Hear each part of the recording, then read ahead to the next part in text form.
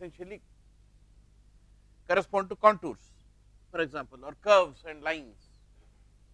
And one of the things I mentioned without elaborating is how to find an edge between two regions in terms of the rapidity of change with respect to position as you migrate from one region to another. If you go along an edge, you will hardly see any change, but if you go across an edge, you will see a very abrupt change, and that abruptness of the change is essentially what we are trying to catch in terms of these differential operators that I had shown you earlier, these differential operators. Now, there are various formulations this with better performance depending upon what kind of data you have, all kinds of things. But fundamentally, it is about detecting the abruptness of change, setting a threshold on how abrupt at least it should be, because change is likely to be found in many places. But we only want a real abrupt change to be reported as an edge, as a point of takeoff from one region to another region. So, as I said, we take the second derivative and take the peak of the second derivative. That gives us the point where the abruptness of the change or the gradient maximum. This, and then we move from the edge, do it again, and thus create the set of points that constitute the boundary between two regions. This itself is a segment, but curve between the two could be the object of interest for us in many situations. For example, when you are detecting a human face and things like that. And if you remember the first few slides, we had talked about finding contours as tasks come under what we call computation. So, this is what we have over here. And then after this, there are basically lots of descriptions about various operators which give you edges, and the canny edge detector is one of those that is very well known. I will not go into an elaboration of how it works very well, but basically it tends to do several things to make up for irregularities in the data. For example, when you are tracing an edge, it gets broken somewhere because the gradient is not enough to be reported above the threshold. It fills up the gaps. And there are several other things it does. It has several parameters which you can set to make it more sensitive and pick up a lot of edges, or less sensitive and pick up a smaller number of edges. So, both these things are possible with the canny edge detector. All these kinds of variations are possible with the canny detector. The canny detector is used pretty often, and it is quite good when you want to segment images for human use. And that is why I wanted to mention it to you, because people will just run the canny operator on MATLAB or something without knowing what its strengths are. If you look at these images, you will see that depending on the thresholds you set, for the first image you may get the second one in the top row as the output, or the third one depending upon how you set the parameters. So, there is still the need for human to basically certify what level of edge detection is being sought the user. It is not completely automatic, it does not know your mind. Now, kidney. So, this is, you can see this supposed to be a kidney, I do not know. Yeah, I mean, it looks like, I mean, it could be anything for God's sake, but anyway, you can see there are a lot of edges detected. This is precisely what happens when you set the thresholds too high, or rather too low. I am sorry. When the thresholds are too low, even minor changes are reported as edges, and you get a lot of edges. Now, any attempt at automation is always accompanied by this kind of leeway that exists.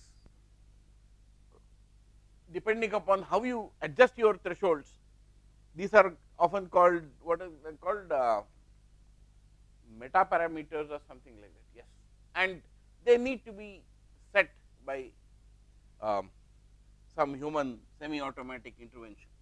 This is that image which you have seen many times in the earlier slides, whose edges have been detected pretty nicely by this canny edge detector.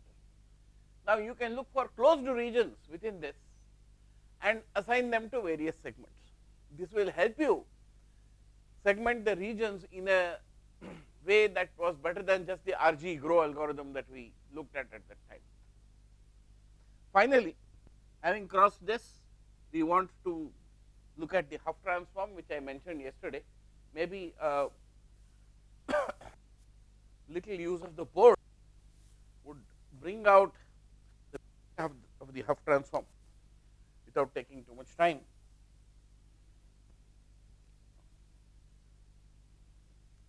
Okay. You see, what you get in an image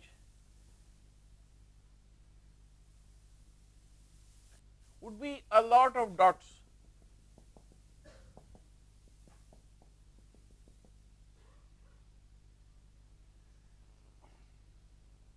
You might get some slight continuities like. Now, if I ask you how many straight lines are in the picture, you will probably say there is one which is very badly detected, because there are places like here and here where pixels are missing, but it ought to be a solid straight line. Now, that is the feeling you get by looking at it, because our neural network automatically tends to line up these pixels and say, look, they all are collinear, so they should be contributing a line. And how does the program handle this? How does it get the feeling that all these are in a line? Very simple. Now, let me take this pixel and say this pixel. I can pass a line through them. They could be part of some not properly defined straight line. I could take this pixel and this pixel, and there could be a line like this, but then they are the only two which are lying in that line. Now, if you look at this and say this, there could be a line like this. If you take this and this, even there could be a line like this. All these are definitely possibilities, but as you see, if you extend, say, this line, there are hardly any other points on that line. If you extend this line, hardly any other points on that line. If you extend this line, there are hardly any other points on that line. This line, hardly any other points. So, this is looking at it, the Hough transform looks at it from a political point of view. It does not say whether 2 points constitute a line, every 2 points constitute a line. So, it is like saying every 2 people in this room can form their own political party, but is it a significant political party? That depends upon how many people join you. That is exactly what is happening over here. You take all these points, there are so many here, here, here, here. You take these two, you get a line like this. You take these two, you get the same line. You take these two, you get the same line. So, there are several points, pairs of which all agree upon the same line, and that is what matters. So, if you take this line, there is some M1 C1 with this. For this line, there is some M2 C2 associated with this, may be some M3 C3, this may be some M4 C4. So, for each of these, you go to an MC plane C, and then you plot for every pair of points which give you a line, you will get a dot in this one saying, yeah, I got one, I got one, I got one. Now, there are, if there are 100 points in this edge detection, there will be 100 C2 lines you will get. So, that is a lot of dots, but at some point corresponding to M4 C4, which may be around lot of dots, because there are too many points point pairs asserting that M4C4 is a popular choice. And that is where you will point and say, yeah, I mean, there are some slight variations, it will not be so wide, it will be say here, all the points will be within this. You say that yes, with some minor variations, this is the set of points that constitutes a physical line, a physical straight line. And that is what you will report, saying that yes, I found a line. This has a lot of amazing utility, because it helps you to make an algorithm which almost looks at it the way a human being would look at a collection of dots and connects dots which lie in a straight line. There is no other simple way of doing it, and this is brilliant, except that pretty expensive to do. You imagine the number of MCs you have to calculate. As I said, if you have 100 points, you have got 100 C2 points, 100 C2 lines to make, and each of those MCs should be plotted on this, and then the most popular one corresponding to the peak of the distribution should be picked up. This, yes, is the cost to be paid, but with this you are really able to make sense out of a jungle of points, and that is what is so beautiful about this. And this idea of looking at a jungle of points and seeing a line in them, to see a circle in them, to see an ellipse in them, to see other more complex geometric objects, because is to express it in closed form, whatever object you want to look for. Like you want to look for a circle, as I said yesterday, express it in closed form. Formula for the circle, x naught, x minus x naught whole squared plus y minus y equals, right. Now you have got x naught, y naught, r. X naught, y naught are the coordinates of the center of the circle, and r is the radius. So what you do, you make a three-dimensional histogram, plot a distribution of various circles you can fit into the dots, and the most popular circles will pop out automatically. So that is the story of the form, which in classical signal processing is probably one of the smartest things around. Okay. Now, having made these comments, I think we should really move on to today's topic, which is going to come now. If in this first lecture that I just concluded, our concern is with finding out what is there in the picture, like I was saying, oh, where that, yeah, this is my favorite toy. Finding out this object exists in the picture was the first exercise. Now, this lecture is about finding out where it is, not whether it is there, but where it is, because that in a robotics context determines what the next move will be, where the robot will move forward, towards the right, whatever.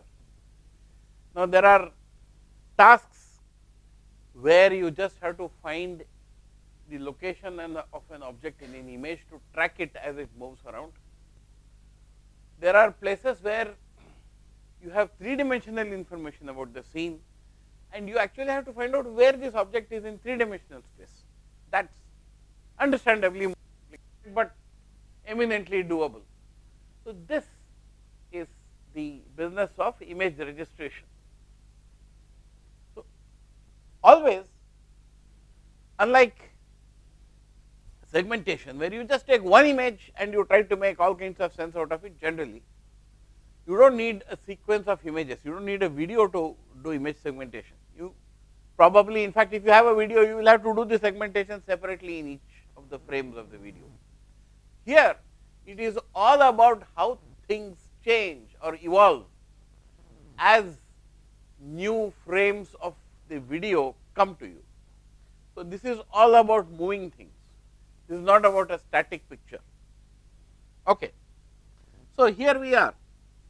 What is the task of image registration?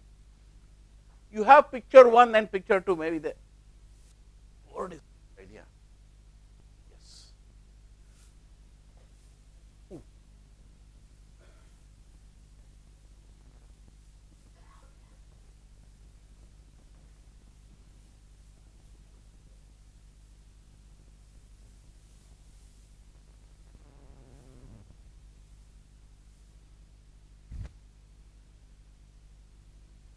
guess some of us are addicted to the board.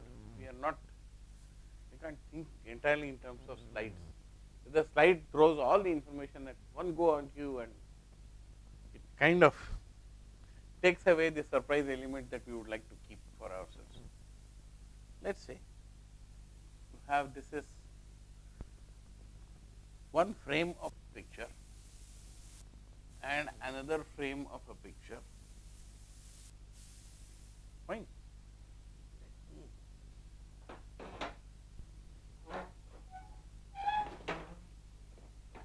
Yeah. Put some object, let's say a little cross in this place in this picture, and let me put this cross over here in this picture. So, in my video camera, this object occurred here in the nth frame and it occurred here in the n plus 1th frame. Now, my job is to understand why it did that. Either the object moved or the camera moved. You know, I can make you all move by just turning my head. So, you will all appear to move in the opposite direction. So, in order to do that, in order to evaluate how much the camera has moved in this case, let us say, or the object has moved, one has to correlate the position of the object in this frame with the position of the object in this frame. Basically, I want to find out whether a certain horizontal movement of this frame coupled with a vertical movement of this frame can make me match up this point with this point. And you can see that it is true. I just have to draw this frame on top of this frame like this.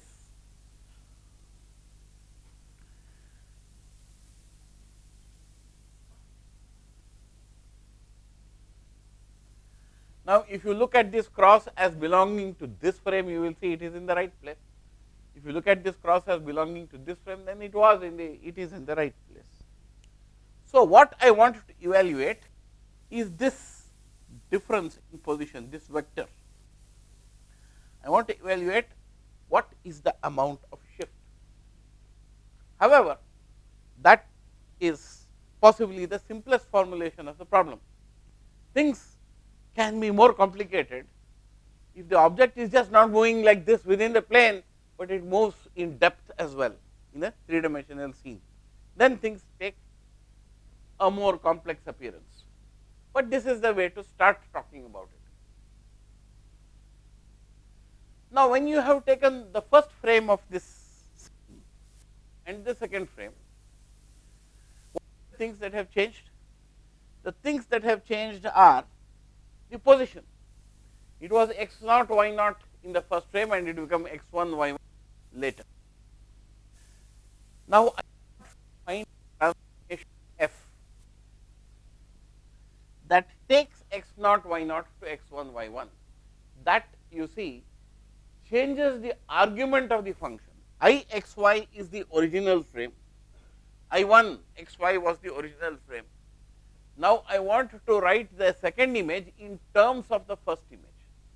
That requires me to shift the points in the first image using the function f, and also with pure practical considerations in mind, probably change the value of the point, the brightness of that point.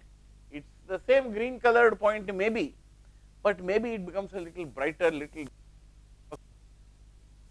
natural illumination, ambient illumination, in sunlight, move to the shade or whatever. So, I will have to change both the domain using f and the range using g. If I do both this, then I should be able to write that the left side I2 xy is equal to the right side. So, what is my job? My job is to find g and f which satisfy this equation. G and f that will match up I1 xy to I2 xy. That is the job. That is fundamentally what we want to do. So, as is clearly mentioned there, f is a two dimensional position transformation, a spatial transformation, and g is just a one dimensional intensity transformation. It can be three dimensional as well if we are dealing with color images, and the greenish things can start looking slightly different. You might have seen these rupee notes, both the new ones and the old ones, though you can't see the old ones now.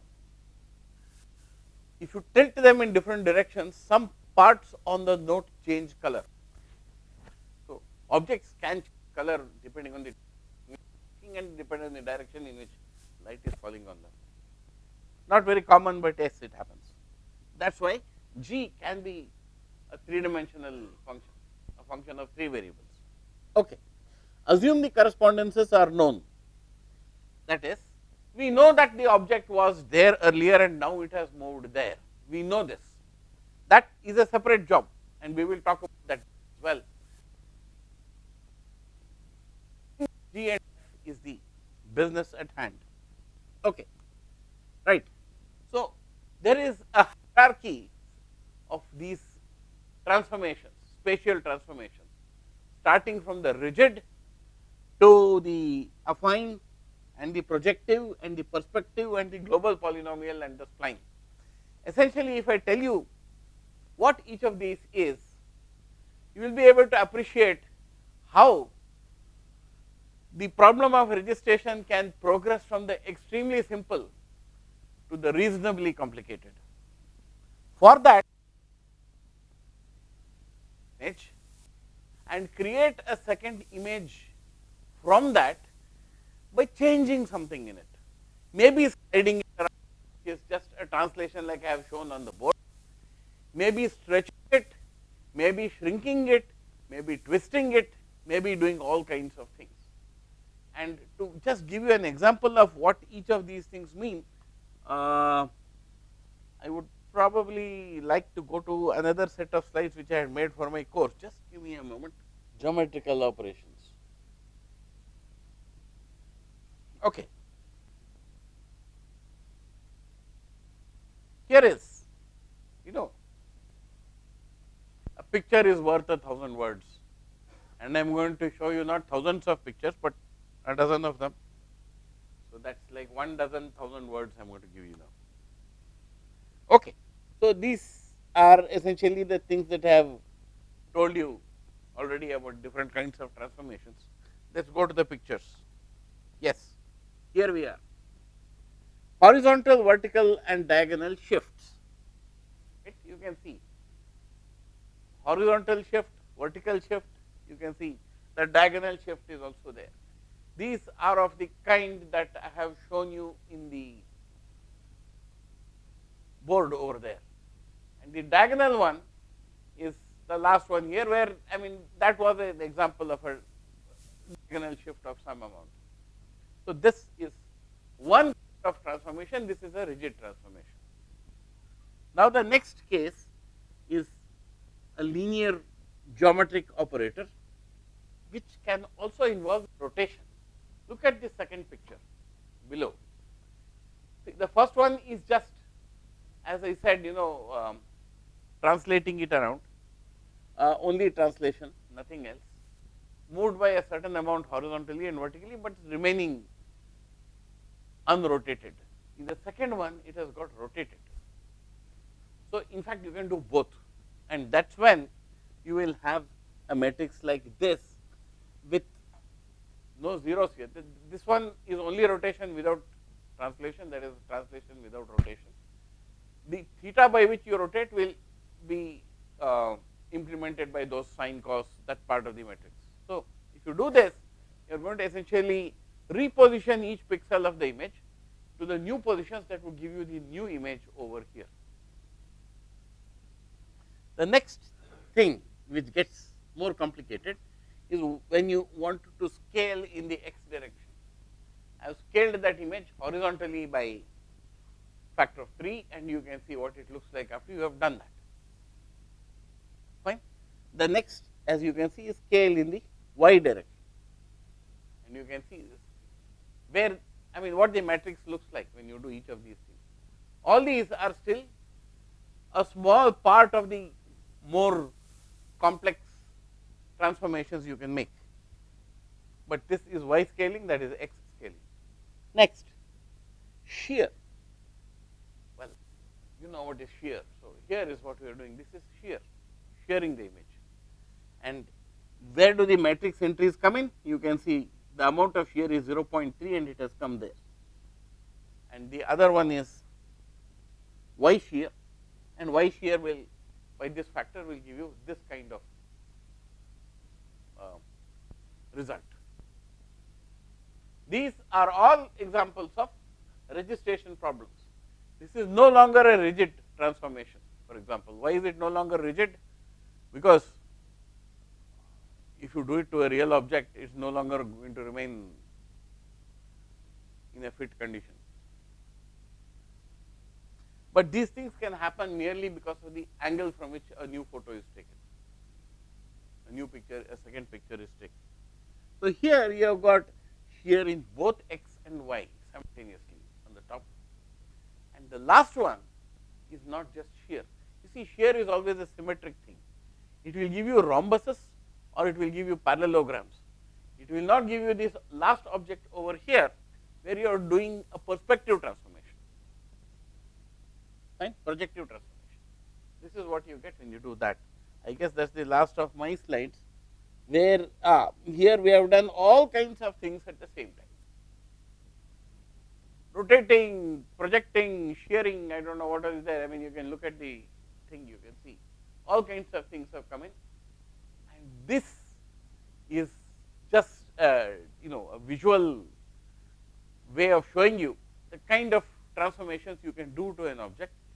And my registration problem would essentially mean that if I was given the original picture of Lena and this last one, from these two pictures I should be able to get every entry in the matrix, should be able to get all these numbers. If I do that, then I will say that I have registered the second image to the first one.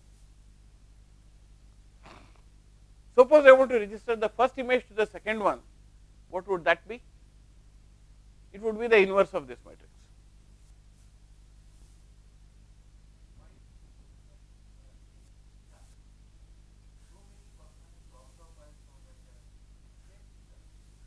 It's like saying, why do the whole eat bread for breakfast? Is people reasons. One, it's popular. People have been doing, and there are actually a few technical reasons. Maybe I'll spend a minute just to tell you about them. The Lena picture is very, very interesting because, to evaluate the performance of an algorithm image, you should have all kinds of features on the image. You should have textures. Lena's hat has got a nice woven texture, you can see. So, we can see how our algorithm worked on the texture. If you look at Lena's face or Lena's shoulder, you can see a smooth, gradually varying change of shading. You can see whether some algorithms are giving rise to artifacts if that smoothness of the shoulder or the face get disturbed. You can see edges like the edge of the hat. It is not a straight line, but it is an edge. There are also straight line edges in the image which you can use. And then there is Lena's hair, and Lena's hair is an example of long edges of of high detail, because each hair can be seen in a good picture. So, you have got high frequency content, you have got low frequency content, you have got texture, you have got slowly varying smooth surfaces, everything is there in this. Interestingly, apparently this is just the face of the person, and the rest of it was not considered to be fit for image processing. And Lena was apparently interviewed on her 80th birthday or something. She is, I don't know if she is still around today, but probably the most seen picture. Yeah. So there are technical reasons why this picture is so popular. The reasons are the various kinds of phenomena that are observed here. You also see defocused regions in the back. You see all kinds of things in this picture, and that is why it is a good test. There are several other tests like this. Now, what happens in the technical community is, if you create your own images and do your show your algorithms performance on them, they will say, well, it looks okay, but I would still be more convinced if you did, because it is a standard now. It is a standard data. So, it is like, civil engineers will have something like, if does it have the same standards of the bolts as that particular specification given by ISO or something. I can always say, why should I follow that? I invent my own nuts and bolts. No, you can't do that. You have to follow the standards. So, this has been elevated to the level of a standard, and it therefore is like a benchmark test. Ah.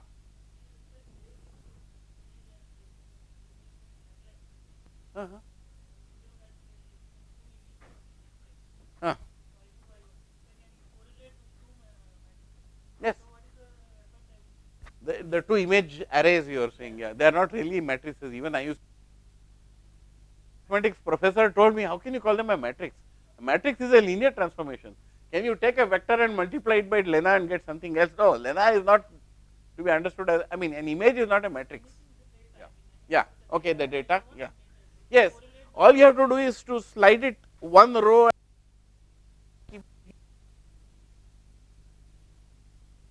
There is only a translation.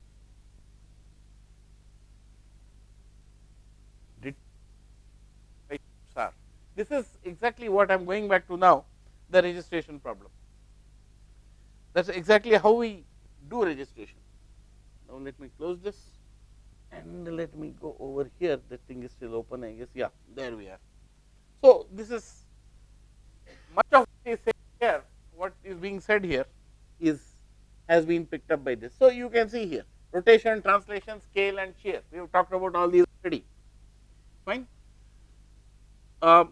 Perspective transformations are basically what you call planar homographies, and for each of these, as the transformation gets more complicated, there are more numbers to be found out.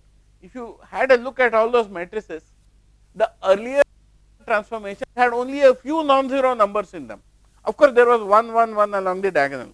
Even if you take a transformation as nothing, what would be the geometric representation of that matrix representation? It would be the identity matrix. You are going to have 1, 1, 1 along the diagonal anyway, which just says keep each pixel right exactly where it is, do not do anything with it. So, it is the deviation from the diagonal, or rather the identity matrix, that makes for a non-trivial transformation, and therefore, it is those numbers that we need to find. And as we go to more complex like the transformations like the perspective transformation, there are more numbers to be found out. So, if you have image 1 and image 2, you have first find out corresponding pairs of points. For translate, see what its exposition is here and what the exposition is in the second image. Similarly, do the y positions, you have the translation. If it is rotation, so you need only one point. If you want to do a transformation like this, then you gradually start requiring more and more points. As we go to more and more complex operations, this is going to get even more complicated. You will probably need 8 points, 5 points, 7 points and so on. And there are always computational errors, and there are also errors in finding the point pairs themselves, and all these will make this business a little more interesting and complicated. Okay. Perspective transformation, you have to, those are the world coordinates, and you can see the transformations that relate these points. Okay. Projective transformations, something slightly different. You can see that xi and yi are given by this kind of ratio of polynomials. So, if you want to find, basically if I find the projective transformation, what does it mean to find it? I have to find the denominators a in both sides, and the denominator, the numerators, there are totally A21, A22, A23, A31, A32, A33, and up A11 even. So there are 9 numbers to be found. If I wanted to find 9 numbers, then I have to find points, because each point gives me an x and y, 2, and so if I have 5 points equations, that is the minimum I need. Oh, sorry, not yeah, 9, right, 9. So as the transformation gets more complicated, you need more points of correspondence. Okay. These now are really complex transformations. You can see how you need not only do the simple kind of things that I showed in my previous thing. Suppose you take a bat face, it's not going to be a simple or fatter, and even depending when you want to look thin and tall, find a suitable mirror. At least the others may not think you are thin and tall, but you will feeling so. So a general mirror, a poor quality mirror, if you have, I am sure you would have seen some of those, would give you that rectangular grid transformed into something that you see in the front, in the foreground. All kinds of local variations in the positions of objects. The positional variation in the left side need not be the same on the right side, what is above as the what is below. You really have to handle this in a very interesting way. You have to probably cut up the image into small pieces and find separate matrices for each piece. This is to say, you are going to treat each little piece as a linear transformation, as the most general perspective projective transformation kind of thing. But each part has to be kind of handled separately, separate matrix created for it, and then you kind of stitch all these things together to make them come into one mosaic like this. That is the most general kind of registration problem you can think of.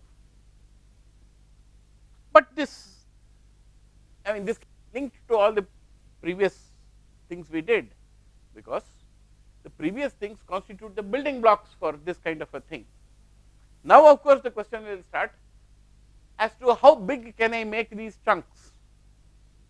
Well, it depends upon how distorted it is. If the distortions are extremely gradual and smooth, then you can make big piecewise planar pieces and find a smaller number of matrices. Now, for each of those matrices from that respective local region, you have to find pairs of correspondence, I mean correspondence pairs in sufficient numbers. For another local region, you have to find them all over again, because it is a different matrix altogether. You have as many matrices as there are pieces. You need to have as many pieces as you make a sufficiently faithful representation of the registration here. That is to say that ideally it is probably not fittable into a piecewise planar structure, but if you really want to do it, you can do it. And also ideally you should have a large number of small planes, but if you do that, your cost of computation increases. So you come to a compromise somewhere and say, I am okay with 1% error in the position of a pixel. If you say you are okay with 10% error in the position of a pixel, you will have fewer planes to approximate the transformation, fewer piecewise planar regions. If you want 1%, then you will have more. If you want 0.1%, you will have still more. So it depends, I know, as engineers, whether you are solving the problem for some space application or whether you are just doing it for somebody's drawing room television. You can accordingly find a global transformation. So now, how do we do this job? This is the story. Oh, okay, I got 12 minutes. I am slightly doing better than yesterday. So correlation is one of the ways in which, as you were saying, you find where one image's position fits with the position of the same object in the image. A correlation, as we know, is just that expression that you can see over there. Oh, let me, if I do this, it will all go away, but anyway, let me try to do this. Ah, I did it. Okay. So, that is essentially an inner product, normalized inner product, and it will give you a peak, and that peak, the location of that peak will tell you what is the transformation required. Okay. So, the correlation theorem says that the Fourier transform of the correlation of two images is the product of the Fourier transform of one image and the complex conjugate of the Fourier transform of the other image. This is the kind of problem we give to solve in our undergraduate course on signals and systems. So, you can do Fourier transforms of both the images, and then you can evaluate the correlation in the transform domain if you like. The correlation is not a number. The correlation is in a complete map. It's an image in its own right. And what you are therefore getting by this transform in the transform domain is the Fourier transform complete correlation image. Okay. Now, the transform based methods can do various things, and I am not going, I do not have the time to get into this whole thing. You can use the phase of the Fourier transform. The Fourier transform is always complex. It has got the image and it has got a mass image or whatever, magnitude image. Both are there. So, you could use these various techniques to find it, and the Kepstrom is another very interesting approach, where you do not take the spectrum as it is, but you take the logarithm of the spectrum, because the magnitude spectrum is always non-negative. So, you can plot the magnitude spectrum and you can use that for doing it. This Kepstrom is a very interesting creature, and if I find time, I will tell you how very interesting things you can do with it. So, point mapping is the other thing. You have to find control points, and then you will basically use that to fit these connections between the two images. So, markers within the image can be found. For example, you have point features like features where regions of the same color in the two images can be compared to each other to find out the shift, to do the registration, or it individual pixel points which are called corners, or 1 or 0D points, give you far more accurate position for registration. So, you could write codes which detect points of high gradient and use them to connect one image to the other image, or you could manually assist it by finding the correspondences. This is about finding the correspondence pairs which I talked about. So, after the control points have been determined, the cross correlation, the convex hull edges and other common methods are used to register the set of control points. So, register means find the shift between them. Okay. Now, I should tell you something which you need to do. Even suppose you have a simple a purely automatic would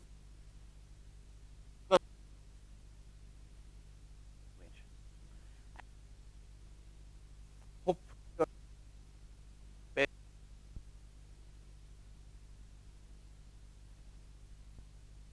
reality of the way things go wrong when you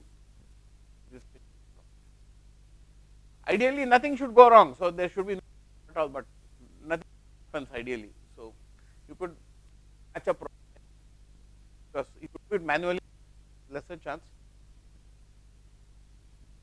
code make wrong matches. So, what you are just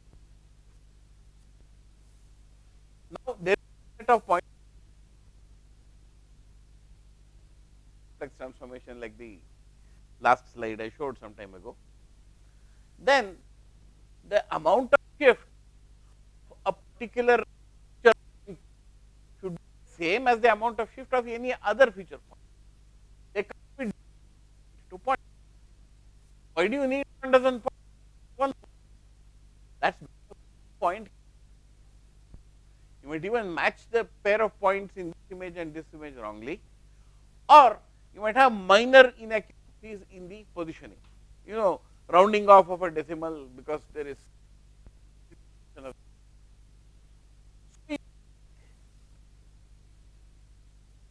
you the register all the dozen points. Seems like an extremely horrendous because depending on the data and depending upon the critical thing, find the shift at all the. So again, take a 12 points. Take the enough number. Totally, and since they are not agreeing with the majority that they have no business to be kept there, you just throw them out. They are called outliers, and you take the inliers and take the mean of the inliers. So there are serious time errors that are going to result in outliers, and then there are measurement errors, which are not correspondence errors, but which are errors of half a pixel, 1 pixel, and so on. So there the smart thing to do is to take the average of the discovered points. Okay, global polynomial transformation. So use a set of patched points to generate a single optimal transformation. So this is basically a polynomial you are fitting into the image.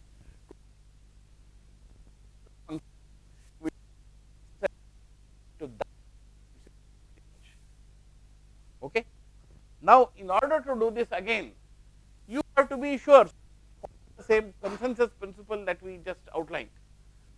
You will take, if you need say 5 points to fit the 5 dimensional for the 5 degree, then what you will do, you will 50 points or 100 points or even 5 and take 7 the